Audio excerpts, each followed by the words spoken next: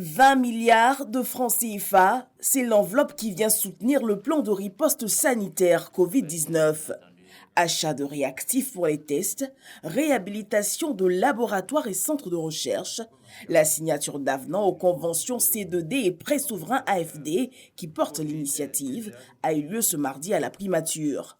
Ces avenants ont tous pour vocation de réallouer rapidement et très précisément des fonds disponibles pour contribuer à mettre en œuvre le plan de riposte sanitaire Covid-19 de la Côte d'Ivoire. Si l'État de Côte d'Ivoire est pleinement engagé dans la lutte contre la Covid-19 et la protection de ses populations, l'appui lui vient en renforcement des acquis. La contribution de la France au plan de riposte Covid-19 à hauteur de 20 milliards viendra amplifier l'action du gouvernement.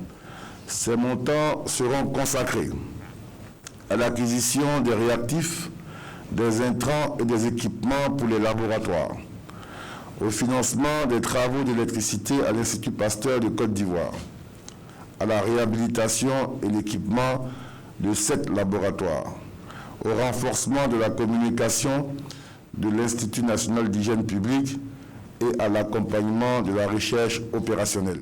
L'occasion pour le ministre d'État Ahmed Bakayoko, assurant l'intérim du Premier ministre, d'inviter les populations au respect des mesures barrières. Le gouvernement, avec l'appui des partenaires au développement, met tout en œuvre pour protéger les populations ivoiriennes de cette pandémie et les soulager de ses conséquences socio-économiques. Ces efforts ne doivent pas faire oublier le respect des mesures barrières et d'hygiène sanitaire qui s'imposent à tous.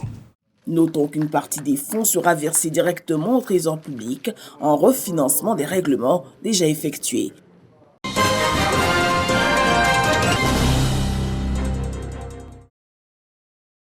Chaque 9 juin est célébré dans le monde l'accréditation, ce mécanisme de valorisation des organismes d'évaluation de la conformité des productions diverses.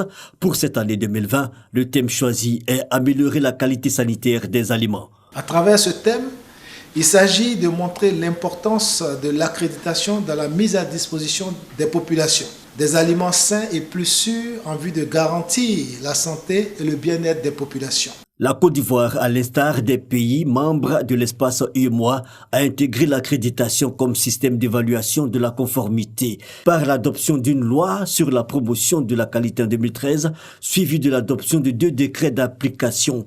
Un choix judicieux, surtout dans ce contexte particulier de lutte contre le coronavirus. Dans ce contexte, l'accréditation des OEC revêt une importance toute particulière, eu égard au rôle qu'il joue dans le processus de contrôle et d'inspection des produits utilisés dans la mise en œuvre des mesures barrières.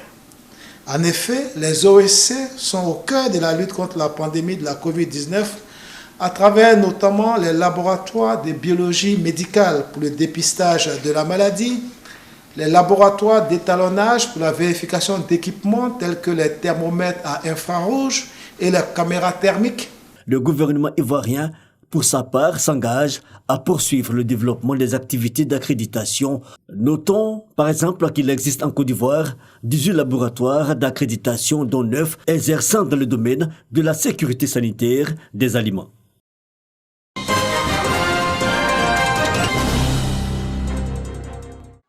Fini le calvaire pour la population de Tanosso, village situé à une dizaine de kilomètres de Bongouani. Elles n'auront plus à transporter les malades avec des moyens rudimentaires pour les conduire à l'hôpital de Bongouani. Le village vient d'être doté d'un dispensaire rural. Je suis très contente parce que nos enfants là, des fois même là, ils peuvent tomber malades. La nuit, il n'y a pas de véhicule. On va faire comment? Des fois, tu marches jusqu'à arriver en route, l'enfant meurt, puis on se retourne. Pour un simple palu, on est obligé d'aller à Bongouani. La construction de ce dispensaire est une initiative de la mutuelle de Tanosso. N'ayant plus les moyens de l'achever, elle a sollicité le conseil municipal de Bongouani qui a répondu favorablement à sa requête.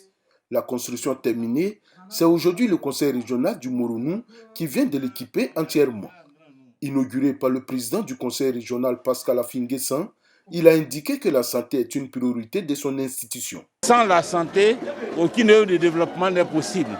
Et donc c'est pourquoi nous avons inscrit cette question comme l'une des priorités du Conseil régional. Nous allons, au cours de ces 3 années, depuis 2019, consacrer plus de 770 millions à ce programme-là, qui commence maintenant avec l'équipement des plateaux techniques des blocs coopératoires de Bongouanou, de Dara et demain de Mbato, mais aussi l'équipement de 15 centres de santé qui sont achevés et qui doivent entrer en fonctionnement. Le directeur départemental de la santé a invité les populations de Tanosso à fréquenter le centre de santé.